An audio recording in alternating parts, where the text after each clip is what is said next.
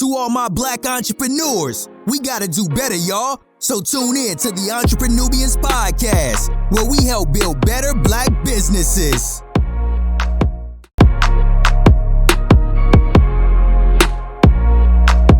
That's why I'm hyped, because another CEO. Another CEO, Miss Chantell in the building. Chantell Williams. What's up, Shan? Shan has been a friend of ours for a long time.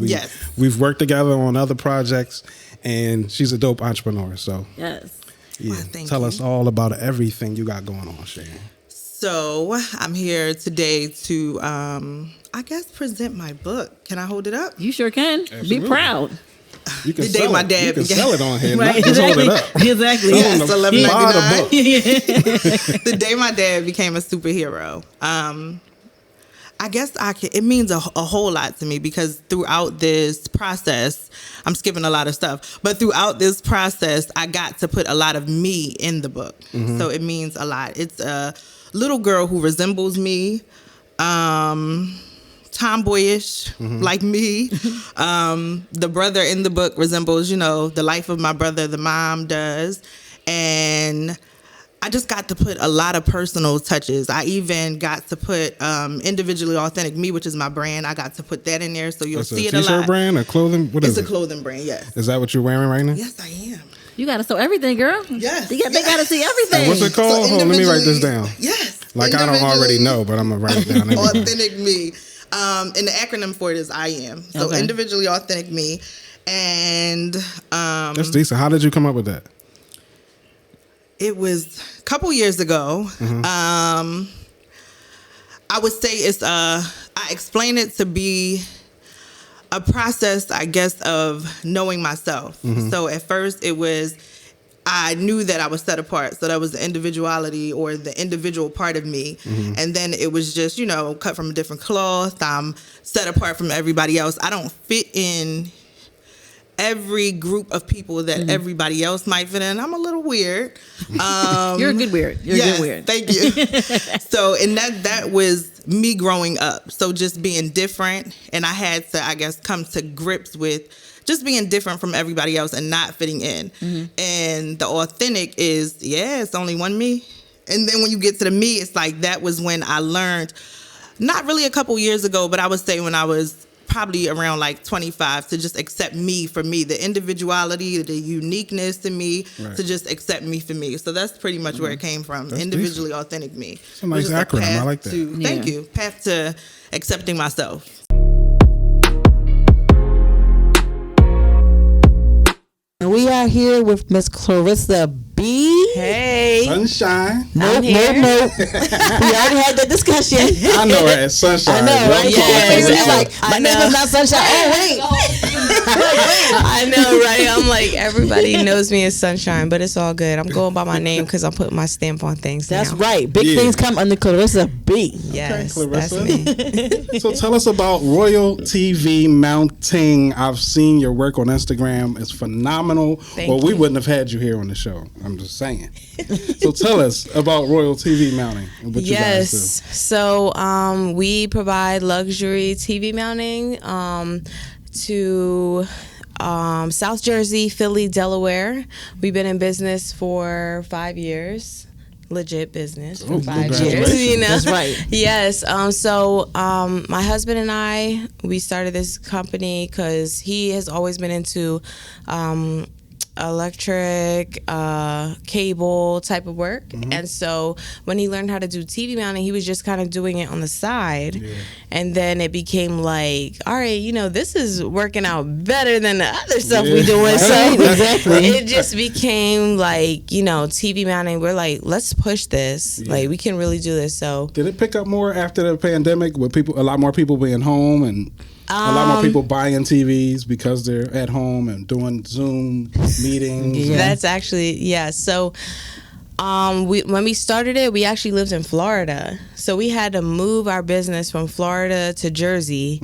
And then it was like 6 months later, the pandemic started. Oh, wow. And so we were in a place where when you move out of state, you're kind of like, all right, I need to find a job real quick or whatever. So we was doing that, and then like we were doing in between stuff, Uber, Lyft, and then the pandemic happened, but the calls didn't stop. Okay. And so it was like, all right, let's just go in this full-fledged, because the cable company that my husband was working with, they stopped giving workouts. So yes, the calls kept coming in, and it was like our schedule was just booked. Like, people were still moving, things were still functioning, nothing was really much different, but it really did take off during that time. And so that's it has, I know it's been great. It was like that's an like our baby business. Yeah, and it was just like right, it's something that you love to do, so it kind of you fall into it, and that was like the thing is like that's his side, because I don't mount TVs physically, like, you know, all them wires and stuff. I just make it look good on Instagram. That's your job. That's the important part. That's how you get booked. Exactly. And you come do the podcast and you talk about it. Exactly. Absolutely. Because I've always done like office work back in the day and stuff, you know, for steady paychecks. But I've always been an entrepreneur at heart. You know what I mean? So, we all are. That absolutely. So, especially black people, we hustlers. You know it. Entrepreneurs, we just got to legitimize it and get rid of some of the ninja business. But we're gonna talk about that later. We're gonna talk about that, right?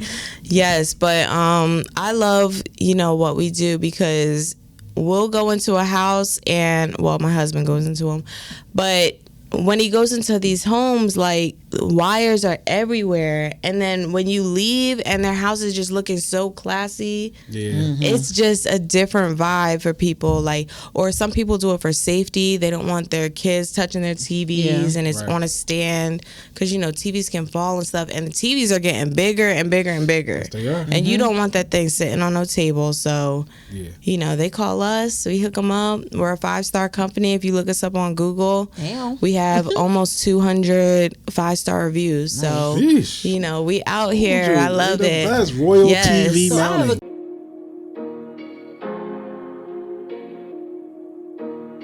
So, my name's Crystal. Some people know me as Crystal. LaVaughn, but I'm from Philly, born and raised. My mom and dad had a clothing store, so I've been in business all my life. I didn't know that. Yeah, since I was a kid. So I've been hustling in Philly, in Philadelphia, 2828 West Stride Avenue. We had a clothing store called A Touch of Velvet.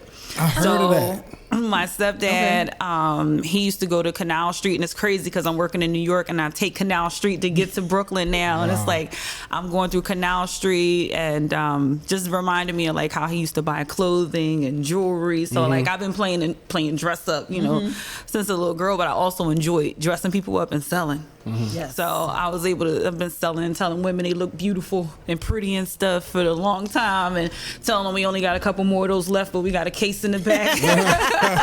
So you were bred for this. You knew what was going on. Yeah. So I know how to upsell you.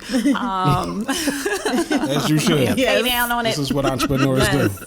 Yeah, so I've been doing it all my life. So it's like when you're around hustlers all your life and you see people, you know, that do good business and bad business, you can take a little bit of the both and perfect it. So you know, when I met you guys, it was, you know, it's been a while, but like just in my journey, you know, I went to school for business. I have an associate's degree in accounting. I've taken some courses at Wharton. I'm taking a course at Harvard now. Sheesh. I'm like working to build the community up, not just myself, but the community. Yes. So, it's in my heart to do business, but if I'm gonna do business, I want to do good business and do it for my city. Yes. So that's just where it is for me. When you say an entrepreneur, I'm an entrepreneur. I deal with corporations, CEOs, and like I told you earlier, I'm gonna call the United States Coast Guard. I'm calling the soldiers, the armies. We need help. We need people to get some jobs. Yes. So it's a lot of money out here to be had and to be gotten, but a lot of people just need some guidance.